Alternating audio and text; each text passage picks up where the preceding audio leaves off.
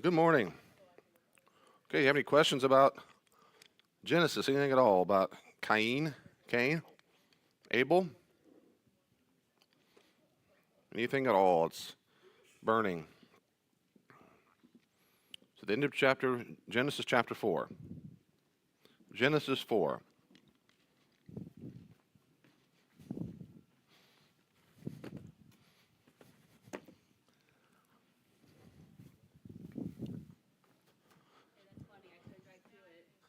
So the end of Genesis chapter 4, we saw how, verse 15, Yahweh said to him, all right then, if anyone kills Cain, he will be avenged 7 times as much. 7 being a whole number, of course, just a complete number. Then Yahweh put a special mark or a mark on Cain so that no one found him could strike him down. And Cain went out from the presence of Yahweh and lived in the land of Nod, east of Eden. Again, just like before, as we said last week, as I said, Adam and Eve went from fig trees to God covering them with animal skin. And here, of course, now he has a mark. So it is a degree of grace or provision on God's part to say, yes, you're kicked out. I'll make sure people don't kill you, but you're going to be covered up. So chapter 3 is about how sin entered the whole world. Chapter 4 is about how sin affects the family. Okay, now go ahead. Any questions or comments about that? We'll move on. Anything at all? You make church fun. Well, thank you. I make church fun. Yeah, you do. I think that is the first in my whole life I've heard that. Thank you. Well, you're so funny. Well, I appreciate. I enjoyed your sermon last Sunday, even though I had to leave early. Well, thank you. How much is it going to cost me? You need to sit up there every week.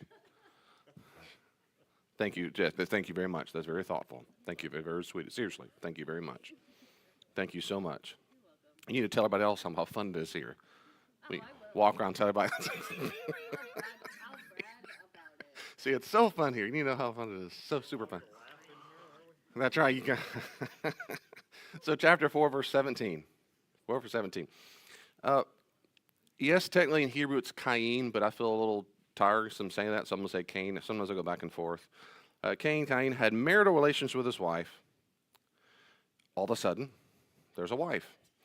And she became pregnant and gave birth to Enoch. Now, Cain was building a city, and he named the city after his son Enoch. To Enoch was born Irad, and Irad was the father, my glasses, Mahuyael. Mahuyael was the father of Methuselah. Sorry, it's actually Methushael. And Methushael was the father of Lamech. Lamech took 2 wives for himself. He's greedy. The name of the first was Adah, and the name of the second was Zillah. Adah gave birth to Jabel, or Yabel. He was the first of those who live in tents and keep livestock. The name of his brother was Ubal. He was the first of all who play the harp and the flute. Now, Zillah gave birth to Tubal-Cain, who heated metal and shaped all kinds of tools made of bronze and iron. The sister of Tubal-Cain was Naamah. Naamah.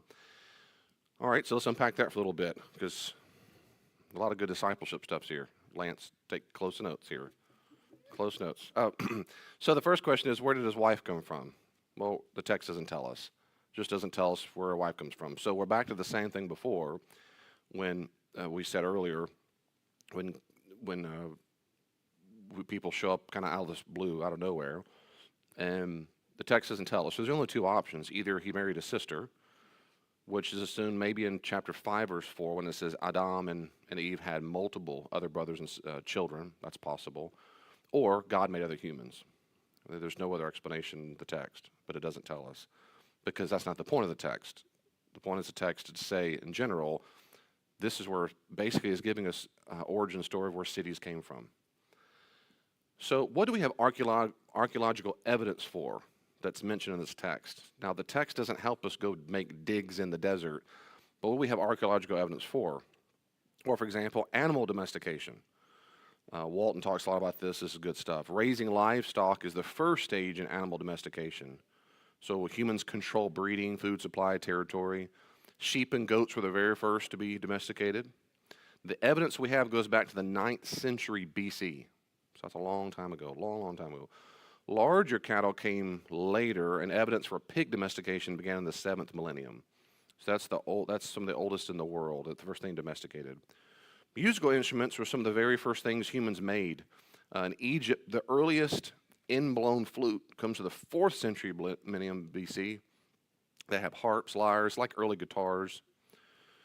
Those were in Ur. That's where Abraham came from, the Ur of Chaldeans. That's from there. That's from the 3rd millennium. Flutes made of bone or pottery go back to the 4th millennium BC. And of course, they used musical instruments in dramas, worship settings, prayer settings, so forth. Drums, rattles, all these things that make excavated all over the place on walls. You'll see these as well. Ancient metal technology, copper tools, weapons, implements began to be smelted in the 4th millennium BC. Alloys of copper, bronze were introduced to the 3rd millennium. We have some evidence that they found iron from meteorites, as the Egyptians called metal of heaven. They thought it came probably off of the firmament, and they would use that. Remember I told you in King Tut's grave, they have a dagger made out of meteorite metal. But then much later, they learned how to develop iron. Hittites were the very first one to use it well. And then the technology spread east and south. If you're noticing a pattern so far, it means all these things are old, but they're not that old. That is, the first archaeological evidence for having these things would be way after the origin of man. These archaeological data cannot be linked with information in this chapter. They don't provide any basis for chronological statements. They just offer information that's currently known. That is, as far as we can tell, that's the earliest record we have of them.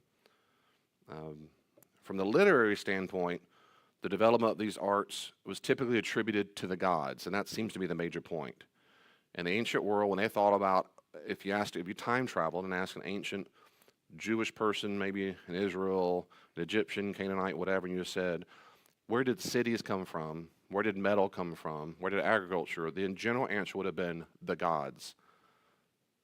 In Genesis, no, they didn't do that. Gods didn't make this, humans did. So what seems to be the point here, or Cain, or Cain's line, his genealogical line, is doing exactly what God said to do in Genesis 1, which is to do what to creation? Subdue it and rule it. What's that? Be fruitful, multiply, and subdue and rule over it. And that's exactly what he's doing. So again, what is genuinely unique? Unique means inimitable, without kind. It doesn't mean special. What is without kind in the ancient world is the belief that God set up humans to rule over the earth. So here's an example where a Jew would say, no, we've been doing it from the very beginning. From the very beginning, humans have been charged, not gods, because God gave us that authority to rule over. And so there you go. So we can't link all these exact people and exact claims, exactly what they did. We can't link that up to archaeology. Probably ever, but we sure can't. But we know that eventually they were introduced.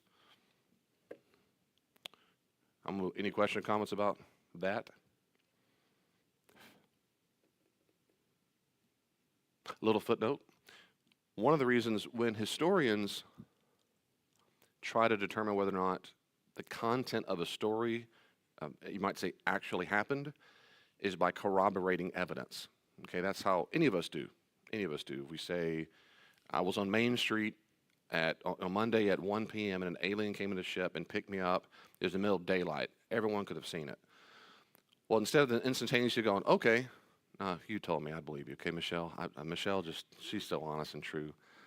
But for normal people, I go, And so if I were in a courtroom and I try to make that more probable it occurred, I would go try to corroborate the evidence. I would look for other people there. I might put out a word on Facebook groups in the news and say, if you were around Monday at 1 o'clock, or if there's any video cameras, I would look for corroborating evidence to corroborate your story. And that's normal.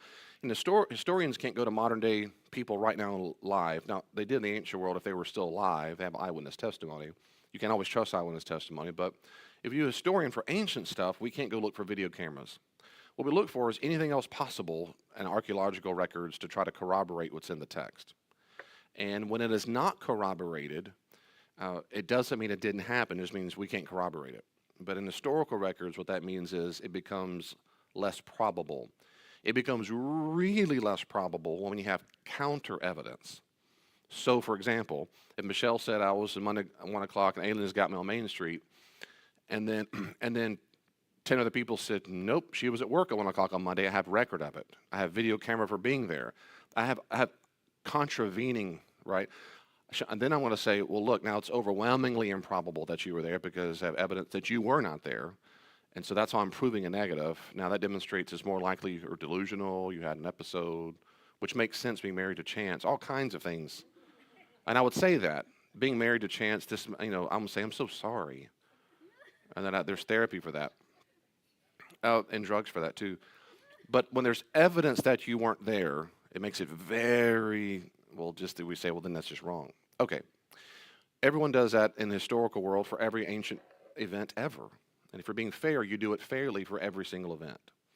That includes biblical texts. It includes the LDS, Latter-day Saints, Mormons, Islam. Doesn't matter, Polybius, Cicero, anybody who ever wrote ever, including today, Winston Churchill. You go back and look for evidence, corroborating evidence. So I'm going for a long time about that. My point here is, though, whenever I think about these things, archaeological records of copper and so forth, we don't have archaeological evidence that this stuff antedates or predates what we have it today, which means if it started, thousands of years ago or whatever, we don't have evidence at all. Either they invented it and then dropped off the face of the earth and then we started finding it all of a sudden, or it means something else is going on in the text. The second thing is, for example, in the LDS, in the Book of Mormon, Joseph Smith argued that there were two lost tribes of Hebrews that came to North America, and he gives them names and so forth. And he said when they came here, there were big battles, there were elephants, and I think camels, and there were chicken, all kinds of stuff he mentions, and horses. Well, the problem is not only do we not have corroborating evidence that those animals actually lived in North America, there's no archaeological evidence for it. We have counter evidence. We have evidence that we know for a fact that all the other evidence that demonstrates they didn't come until the Spaniards came until the 15th century. So we have evidence that it didn't come until then, and there's nothing in our current ground. That makes it, back to my alien analogy, it's extremely unlikely you're lying or delusional because none of those things didn't exist. That's very problematic when you have counter evidence. In the New Testament, it's the same thing. If if the gospel said, then Jesus walked around the town of Galilee, and there was no Galilee. In fact, not only was no Galilee, we know there is a town there called Bobby. And then we go, oh, that's bad. Now, we don't have that in the New Testament. Every time we find evidence, it does not disconfirm it. It gets confirmed. That's good for us. But there's a lot of things we don't have corroborated. We don't. There's a lot of things we don't have corroborated. And that's okay. That's how it is with history. So that text always reminds me of the Book of Mormon, of one of the reasons why I'm not a Mormon. It's very problematic that a chief themes and aspects of the story of Mormonism is predicated upon information that we know is simply not true. We know it's not true. We don't guess it's not true. And that's very problematic. So, okay, I'll move on. Just giving you time to think about questions, that's all. No extra charge for that. You're not crazy. Not to me, Michelle. To Chance. Where's Chance? He had to run and get some fencing supplies. He'll be here in a little bit. Okay, excuses, okay. Chapter 4, verse 23. He's such a good guy. Lamech said to his wives, by the way, notice how all of a sudden he has multiple wives? I say all of a sudden because there's no mention of that in the Old Testament so far. Later on we'll know, because the people who wrote this text, by that period, they were having multiple wives. Jews, as far as you know, most ancient cultures in the Mediterranean world did have multiple wives. That's actually called polygamy. It means more than one wife. And that was practiced for two reasons, or common reasons why they did it. One is because you were wealthy. Seriously, you're wealthy and you could afford to have more than one wife. And they do mean afford. You had to pay for all their supplies and so forth. Even in the book of Exodus, it says that if you marry more than one wife, if you can no longer support the first wife, she has the right to divorce you, and you're wrong. You need to be able to support more than one wife. The second reason why Jews did it is because they were crazy. I'm kidding. It's because, and this is the more common reason, it's called the Levirate vow. It's which means brother-in-law in Hebrew. It's when your brother died, and his wife would then have been widowed, and especially if she never had children with him. And the assumption was that your moral duty, your cultural duty to marry your wife, your ex-brother's wife, and then she gets taken care of. And maybe even you have children that carry on his name. So here we have the first example of that, having more wives. Wives did not marry more than one man in the ancient world. They didn't do that. And It's never really praised or denounced in the Bible ever.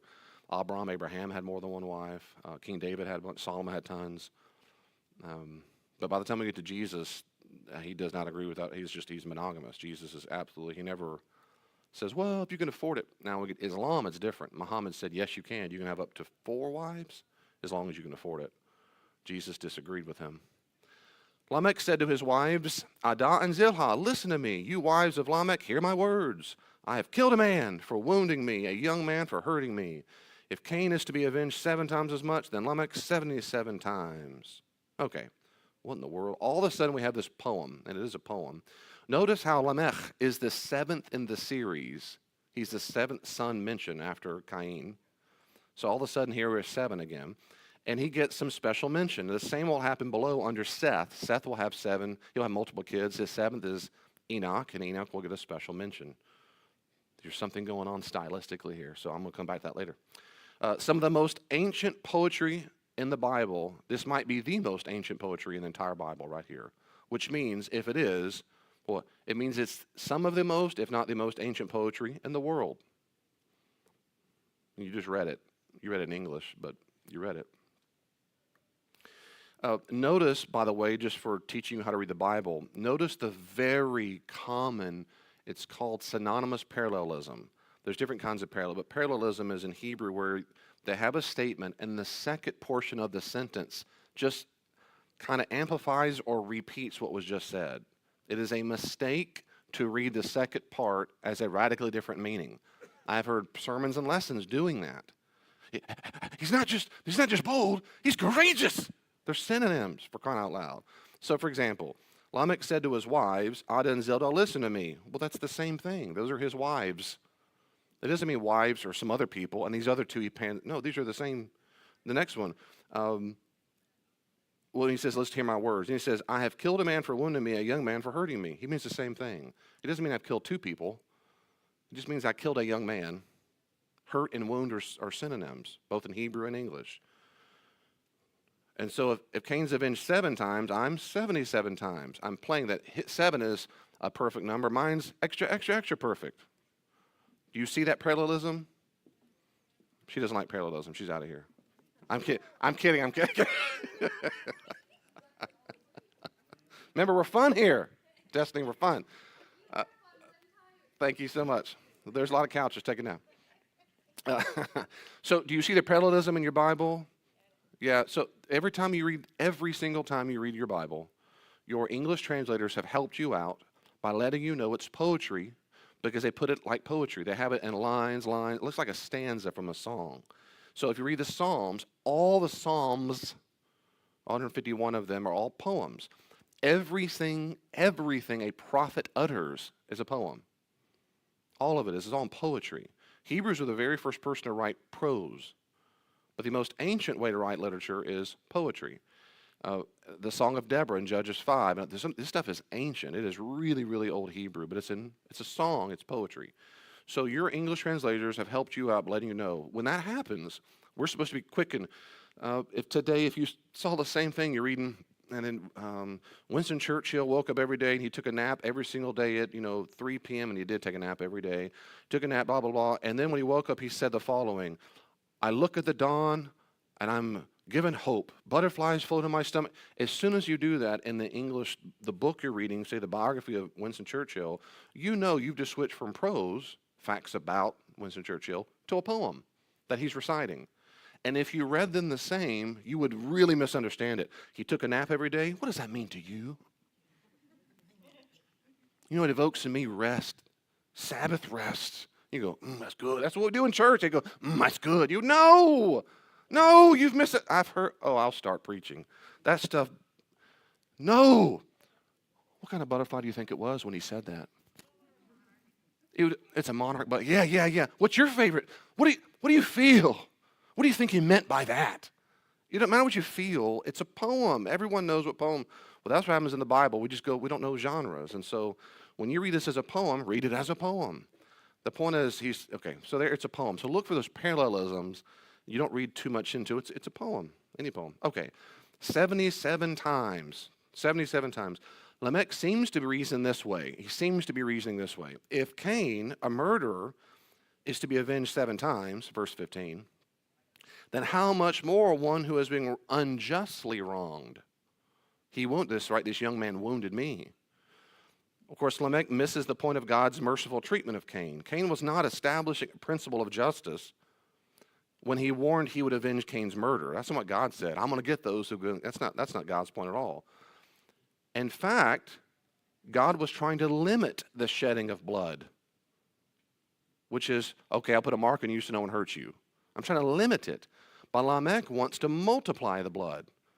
Hey, man, I just killed because I was being attacked. The use of 77, a multiple of 7, is just hyperbolic. The extreme severity of the vengeance envisioned by Lamech. So Lamech's understanding of killing a person based on self-defense, God's surely going to help us really kill people if they hurt us. That's the exact opposite of God's point. So that's not good. But notice how some people make the same argument today. Man, what do you expect from me? They came after me, so I killed them and their sister. That whole, later on, we'll see, this is called the lex talionis, the law of the tooth. It's this eye for an eye, and which is, okay, I'll say it very quickly.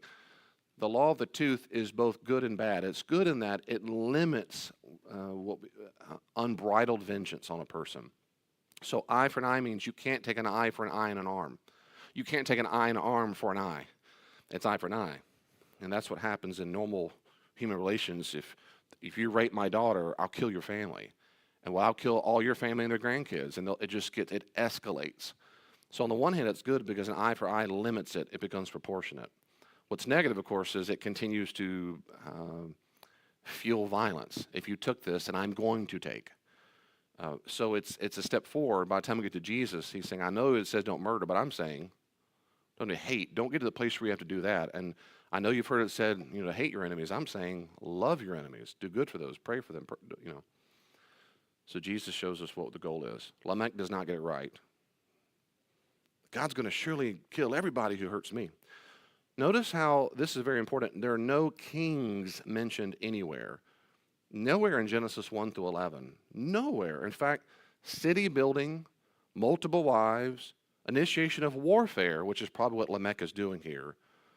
Everything that's present in these passages, everything, city building, multiple wives, invitation of warfare, those are the 3 elements in the ancient world, everybody associated with kings. It's really bizarre in the ancient world. This is, again, unique. In the ancient Near East, kings were established by the gods to bring order those 3 ways. But not here. They're just humans. They're just humans, which also demonstrates these humans are not getting it right. Right? They're not establishing order. Kind of. They're domesticating animals and so forth. But at the same time, we have this stuff like Lamech going, yeah, that's what God's blessing is vengeful violence. No. Yeah, it's very weird that kings aren't involved.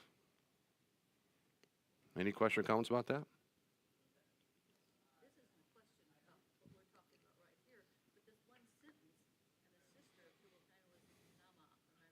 Why are they throwing a woman's name in here, which we don't see much of in the Bible, and it just doesn't seem to kind of fit with the rest of it? Completely agree with you. So you said the sister of Tubal-Cain was Naamah. So why bring her in there? That's not common in the Genesis. You're right, it's not, and I don't know. Yeah, maybe, I don't think she's even mentioned later. I don't know why that's the case. I wonder if I went back and counted, it might have something to do with the amount of people mentioned.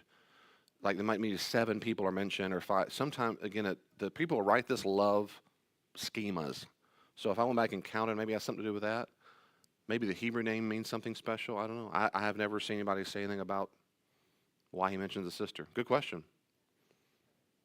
If I remember, I'll go back and do some work, or you do the work and let me know what you find. No, I'll kind of, no, good question. It's a good question. I don't know why. But what I do know is in the text, she plays no importance in the text. Yeah, in that sense, that's verse 25. When Adam, so we're going back to Adam. So when he had marital relations with his wife again, and she gave birth to a son. Now she named him Seth, saying, God has given me another child in the place of Abel because Cain killed him. And a son was also born to Seth. So we fast forward to there a lot. Who's the woman? Who's the mom? Who's the, whom he named Enosh. And at that time, people began to worship, or literally in Hebrew, call on the name of, or invoke the name of the Lord. So now we're back to Adam and Eve. So we were following the genealogies if you were paying attention. Adam and Eve, Cain and Abel, then Cain had this, da-da-da. Now we're going back to Adam and Eve and going down a different lineage, a different line. I like to think of, I like genealogy a little bit, so I'm on Ancestry.com and things like that. You can think of just a line, lineage. So now we're going all the way back to the progenitors and go back their direction. So we're back to Adam and Eve. Now there's no reason to think that only the lineage of Cain lived in cities, just like there's no reason to think that only the line of Seth gave allegiance to God. There's no reason to think that. And sometimes you'll hear sermons on that, like one, they go off and do their pagan ways, and one really loves Jesus. No, that Jesus isn't mentioned. There's no reason to think only his line lived in cities. No, that's not seem to be the point at all. Instead, we're just told things were introduced to the world. The name Seth probably means something like placed or appointed or set or granted. Probably. So at any rate, the name Shet and the verb shot, to place, appoint, set, form a word play, a paranomasia. So it's a word play. We won't call him Seth because it means something like place or appointed, because it says God is giving it in place of. So the point is, like, God has appointed a replacement. It's a little bit of play on what Seth means there. That's common in all the Hebrew names.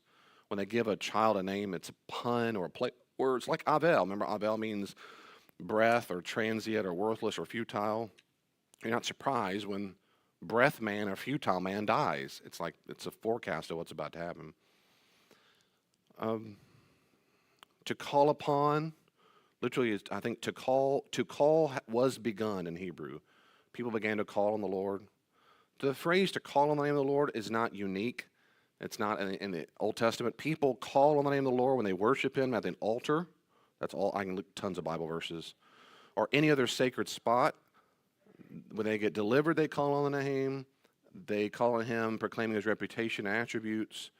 So the point is, it's equated to take a hold, align with His cause, acknowledge Him as one's God. It's a way of saying I have allegiance to the Lord. So at the minimum, he's saying this line to the people who really made sure they were acknowledging God. I'm going to move ahead because this next part's going to take a little while. Any question about that? Okay, we don't have a lot about that except about Enosh and the rest. There's not much there. But the next part gets interesting. Well, I mean, it's all interesting. We love Jesus. Okay. This is the record of the family line of Adam. Now, so here all of a sudden, a different editor of Genesis gives us a long lineage. So the feel of it just changes all of a sudden because it probably is a different editorial hand who's writing this portion. This is the record of the genealogy of the Tahadot, the family line of Adam. When God created humankind, He made them in the likeness of God. He created them male and female. When they were created, He blessed them and named them humankind. When Adam had lived 130 years, he fathered a son in his own likeness, according to his image. He named him Seth. The length of time Adam lived after he became the father of Seth was 800 years. During this time, he had other sons and daughters. The entire lifetime of Adam was 930 years, and then he died. When Seth had lived 105 years, he became the father of Enosh. Seth lived 807 years after he became the father of Enosh, and he had other sons and daughters. The entire lifespan of Seth was 912 years, and then he died. When Enosh had lived 90 years, he became the father of Kenan. Enosh lived 815 years after he became the father of Kenan, and he had other sons and daughters. The entire lifetime of Enosh was 905 years, then he died. When Kenan had lived 70 years, he became the father of Mahalalel. Kenan lived 840 years after he became the father. Okay, can I go ahead? I'm saying, I want you to read this for your devotional all week long, but okay. Let me say this last one here because this matters. They all matter. Verse 38. When Lamech had lived 182 years, he had a son. He named him Noah, saying, this one will bring us comfort from our labor and from the painful toil of our hands, because of the ground that the Lord has cursed. Lamech lived 595 years after he became the father of Noah, and they had another sons and daughters. The entire lifetime of Lamech was 777 years, and then he died. After Noah was 500 years old, he became the father of Shem, Ham, and Japheth. Okay, we're going to probably spend the rest of the time there. So as we saw in our discussions of Genesis 1, 14 to 31, and you remember this, in Egypt there's something called the Atrahasis epic. It says that the reason why the flood came is that the world had got overpopulated, and the gods got tired of the noise. We'll talk about this later on. The guy got tired of all the noise, like having teenagers, and so you kill your teenagers. That's it. Let's pray. Lord Jesus, thank you for today's sermon. Before the flood was sent, the gods had tried several other means to try to reduce the population. In contrast, in Genesis, we see this growing population. It's anticipated. It's planned by God. Its original blessing given. They're fruitful, multiplying. This is a good thing. Again, if you're reading other ancient creation stories in their time period, this really stands out. Humans are doing it, not kings. They're being multiplied. The God's not going, I'm so mad they're overpopulating. No, that's not the point at all. They're not noisy. That's not the point. Later on, the point's going to be they're sinning. That's the point. Notice how the seventh in the series, Enoch, he gets special attention, special mention. I actually think, yeah. I got to say that. Verse 20. Let's do this. Verse 522. 522. He became the father of Methuselah. Enoch walked with God for 300 years, and he had other sons and daughters. The entire lifespan of Enoch was 365 years. Enoch walked with God, and then he disappeared because God took him away.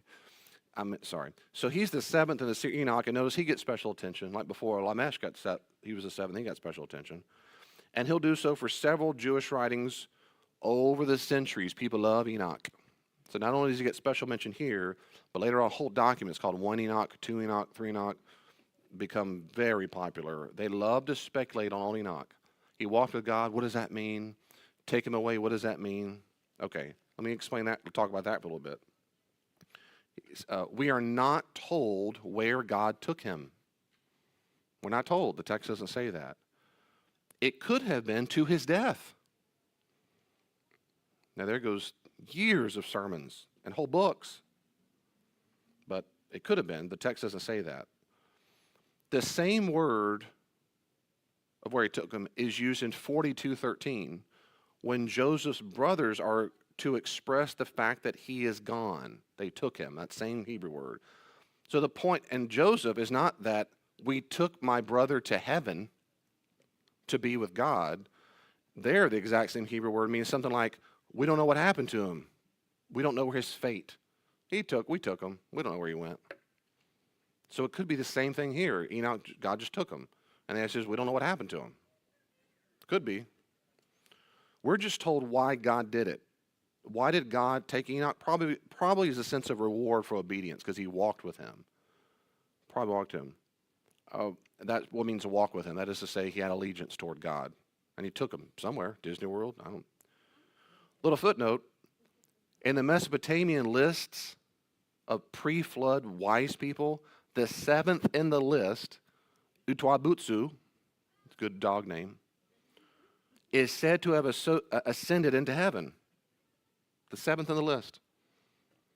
In the Egyptian pyramid text, Shu, the god of the air, is instructed to take the king to heaven so that he does not die on earth.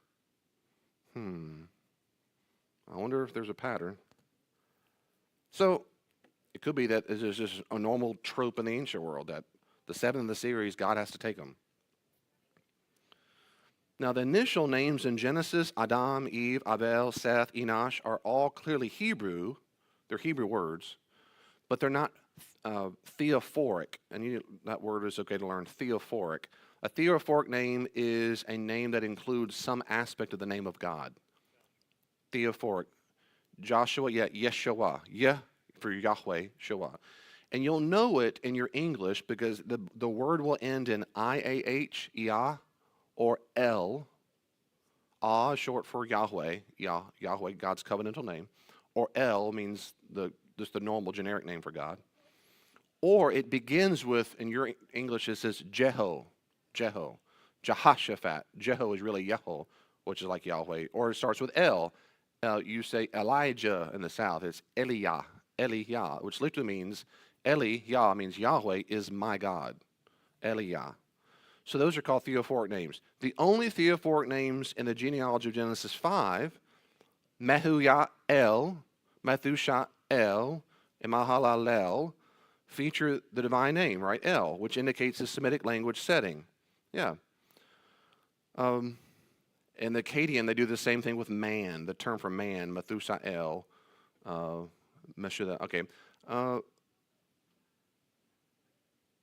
Current scholarly consensus accepts that the Hebrew language did not develop in language until the first half of the 2nd century BC, millennium BC, in which case it's logical to conclude that these are translations from a language used in other sources.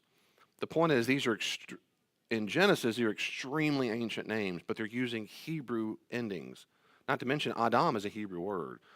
But virtually every scholar believes that Hebrew was basically invented, or at least the first evidence for which we have it, is around 1,500 BC, around 1,500 BC roughly. So that means, obviously, it means all of these names before then, if these really were the names of people before then, they aren't their names, because Hebrew didn't exist yet. Unless you say, no, God gave these names in Hebrew, and then they forgot the language, or they wrote them down in Hebrew and no one knew what Hebrew. They know how to read Hebrew. They just wrote it down, and so centuries later, someone who learned Hebrew, I don't find either of those persuasive, but you might. But the fact is, Hebrew wasn't invented until then. So these are either invented then, or these are Hebrew translations of other names that are even more ancient. Does that make sense to you, what I'm saying? Kind of? So those are telltale signs that whoever wrote this, they're fairly modern, because it's in a language that we know didn't exist until the 1500 BC. It's like saying, did Moses wrote on his motorcycle? That might be a modern person who wrote that. How do you know that? Because motorcycles didn't exist, but that's anachronism. Those are telltale signs that that's the case. Or we're reading Hebrew and Moses said, give me Starbucks in English. What? Okay, whoever wrote that, English didn't invent and English didn't exist until, there we go. The meaning of Noah's name. The name is connected here to the Hebrew root nim, meaning console. Though you think you'd go to a different word, Noah, it's a different Hebrew word. Anyway, biblical names like contemporary naming of Jewish children aren't necessarily based on precise etymologies, but on similarity of sounds, like Cain and Cain. So he means, when he says the name Noah, because he will console, it's a pun. It may have been Lamech's hope that Noah would somehow bring about the reversal of the curse, because he says the curse of the ground. But the flood's destruction does not accomplish this, and that in every intention of humanity was evil. So all that, I'm going for all about that. We'll talk about the flood later on. I'll talk about that later on. Okay, what about all these long lives? Ever been intrigued by that? Me too. Let's end there and talk. I'm kidding. Okay, here. So first let me say this about these long ages. The antediluvian, that means before the flood. Mesopotamian, in ancient cultures, Egyptians, Babylonian, they wrote stories, right? A lot of them. We've talked about this a little bit here and there. For example, the most well-known one, Mesopotamia, is called the Enuma Elish, and it's a long story about the creation and the flood. Another one in Egypt called the Atrahasis epic. It also talks a lot about things that have similarities to our Genesis. So whoever wrote our Genesis, remember, almost certainly was aware of these other stories and probably is, to some degree, responding against them. I know your story says blank, but God really did blank. Well, and I agree with that. I agree. Nope, that I disagree with. This one, they do that a lot with the text. And the pre-flood Mesopotamian kings, they made a long list of all their kings. They make Methuselah seem like an infant, the one in our Bible. Listen to these stories. In the Sumerian king list, the shortest reign is 18,600 years, while the longest stretches to 43,200 years. These are Sumerian king lists. Eight kings compiled 241,200 years between them. And then we read our Genesis, they're little babies. They're teenagers in Genesis, not even they're infants. And these Sumerian king lists. So the point is, they know it's common to talk about ancient people with really long lists. What in the world's going on there? Okay. Let me bring up a couple things about that. So starting from the assumption that these genealogies are literally historically accurate, Answers in Genesis, which is a young earth creation, they say this: using the Bible, well-documented historical events, and some math, we find that the flood began approximately 4,359 years ago in the year 1,656 AM, I don't know what they mean by that, or 2,048 BC, so 2348 BC. And then he goes on to say the flood of Noah's day occurred around 2350 BC. Another guy wrote an article, and he says, quote, the flood of Genesis 6 occurred roughly 4,300 years ago. Again, to put it in our time, that's 2300 BC. That's the sixth dynasty of the Egyptian Old Kingdom.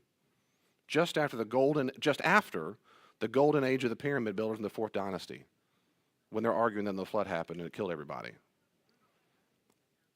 It also happens to land smack in the middle of Sargon of Akkad's well-documented military conquest of Mesopotamia that impacted most of the Middle East. The Egyptians Abydos and the Turin King list cover the rules of this period, and they're oblivious about a world-destroying global flood. So if you date their numbers as the young earth creations say, it is extremely problematic with all the archaeological records we have. Does that make sense to you? So far, okay. If these numbers are literal, it is extremely problematic. So here a guy named Ben Stanhope, and he talks about this in one of the books I recommended in your small groups. This is under resources. There's a book called Answering Genesis, and he says this is really good stuff. So if these numbers are literal, it is problematic. Now, he's just going by the text. For example, stay with me. In Genesis 25:8, we read, Abraham breathed his last and died at a good old age, an old man full of years. Now, Abraham is the first person in the Bible to be described as having obtained fullness of age. However, if the lifespans in Genesis 5 and 11 are literal, this passage is bizarre because Abraham's great-great-great-great-grandfather, Eber, was still alive and kicking at Abraham's death and even outlived him 464 years. In fact, Abraham, who died a good old age of years, still had a spry, young, great-great-great-great-great-great-great-grandfather still living in Sheliah along with his grandfather Shem. That's problematic. Are you with me so far? Second, can't see you, thank you for that. In a related point, if literal, these genealogies imply every one of the patriarchs born back to Noah lived at the same time as Abraham. This is strange because the Bible otherwise appears to treat these men like they were being long dead. Joshua 24:2 and 14:15 speaks of Abraham's ancestors having lived long ago and claims they worship foreign gods. That's an odd way of describing Abraham's contemporaries, and it seems unlikely that paganism would have crept into Noah's family line while survivors of the flood, like Noah and his son Shem, were still alive. And indeed, except for Jacob's blessing Joseph's sons, none of the patriarchs is ever recorded as ever having related to his grandchildren, ever. This isn't a weak argument from silence. The whole point of the patriarchal tribal culture is that the oldest surviving male ancestors should have still been the revered rulers and chief consultants of their family line. Did no one really live with, visit, care for, or see fit to consult their ancestor so wise as Noah? Jacob founded the nation of Israel. He never consulted with Abraham, to whom the promise was given. What do I do, great-great-great-great-great-great-great-great-grandfather? What did God mean when he said that? In Genesis 18:11 it says, now Abraham and Sarah were old, advanced in years. The way of woman had ceased to be with Sarah. Now Abraham responded in 17:17, will a son be born to a man 100 years old? Will Sarah bear a child at the age of 90? Now Sarah, who overheard this conversation, right, what does she do? She laughs. Then the Lord said to Abraham, why did Sarah laugh at me? Will I really have a child that I'm old? Is anything too difficult for the Lord? I will return to you at the appointed time next year, and Sarah will have a son. Now, of course, a year passes, and this miracle does come true. Sarah names the baby Yitzhak, meaning laughter in Hebrew, right? A testament to the miraculous power of God in her old age. Everyone knows the story. Here's the problem. If the numbers are given to Genesis 5 and 11 are literal, this was not a miracle at all. Well, why not? Because Abraham's own dad, Terah, fathered either Abraham or one of his brothers at 130 years old. The Bible never hints that his birth was a miracle. In fact, not only after his father, but Abraham's own grandson, Jacob, fathered multiple children between the ages of 84 to 105. So why is that one of the most central legends in the Torah, the stories, the very formation of the Hebrew people, makes such a big deal about this miracle when all the relatives, everybody had them for very, very old age? And if you remember the stolen blessing story of Jacob and Esau, the whole motive for why Isaac wants to bless Esau is that he was supposedly near death. It says in 27, "Behold, I'm old. I do not know the day of my death. Bring me some food that I may bless you before I die." You remember that story? And Esau then reiterates in verse 41, "The days of mourning for my father are approaching." He's about to die. Remember, he comes, he feels the hairy part. He goes, "Oh, son." It's a weird story. The entire story is based around how Isaac is so old, he can't see well to tell his sons apart. So what's the problem with this? Well, chronology places Isaac at 137 years old when this story takes place. Yet in Genesis 35, he claims he died at 180, 43 years later, which means he would have been on his deathbed for 43 years. I'm almost there, son, 43 years later. I need to tell my kids that as soon as they were born. I'm almost dead. I mean, this is very problematic. All these numbers are divisible by 5, or they end in a 2 or a 7, except for one single exception, Methuselah, because he died in the flood. That's a pattern. The fact that Enoch's lifespan is 365 days, the same number of days in the solar calendar, is probably significant. In a non-Jewish creation myth, the 7th character rules over the sun. Maybe that's something to do with that.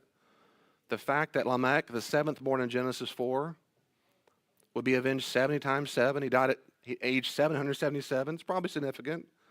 The fact that there are 10 names in this genealogy corresponding to the overall numerological scheme, that is 10's divisible 5.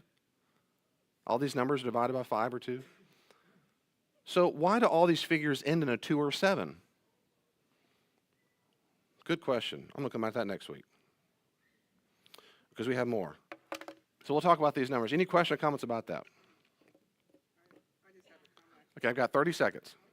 Okay, in Genesis 6:3, it says, "My spirit will not contend with humans forever, for they are mortal, and their days will be 120 years." Good. That's when God says their number will be 120 years. We'll talk about that later. Yet by that time period, 120 years, for some reason, becomes the standard old age number. Yep, it does. That's a good question. We'll talk about that. Good question. Thank you, God, so much for Genesis. Again, help us understand it. Live like you. We love you, Jesus. Amen.